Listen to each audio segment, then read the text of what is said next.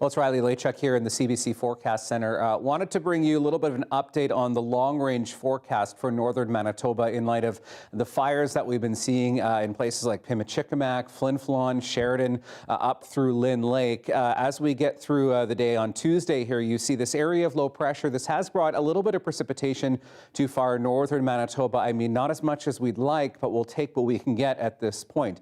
Looking longer range into the next 6-7 days or so here, you'll see that we are looking at a little bit more precipitation on the way. This exits as we get into the day on Wednesday, maybe a few lingering showers, but not much in the way of any steady rain as we get through the next couple of days here.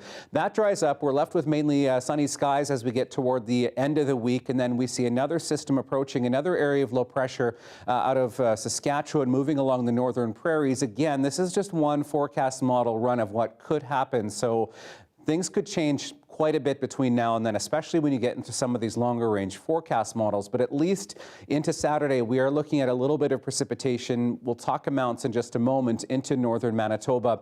That does linger as the system wraps back around itself into Sunday before we look at getting potentially another shot of rain coming Monday into Tuesday of next week. Again, not as much as we'd like, but we'll take what we can get right now. In terms of amounts, again, this is just one forecast model depiction looking at the potential for 10+ millimeters, really Thompson and north toward Lynn Lake.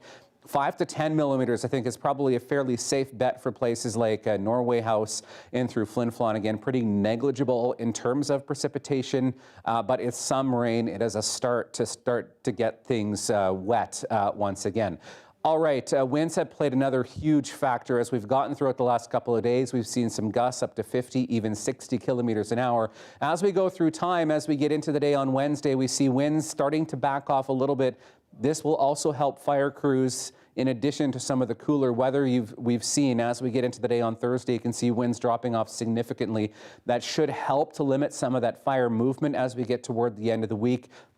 Really doesn't help when you have winds that are gusting up to 50 and 60 kilometers an hour. So that's one glimmer of hope on the horizon, along with a little bit of rain. Looking at the long-range forecast, temperatures thankfully also staying on the cool side, 13 degrees for Wednesday. We're looking at the forecast for Flin Flon in particular here, jumping back up into the 20s before the end of the weekend. There's some of that rain I was talking about as we get into the weekend.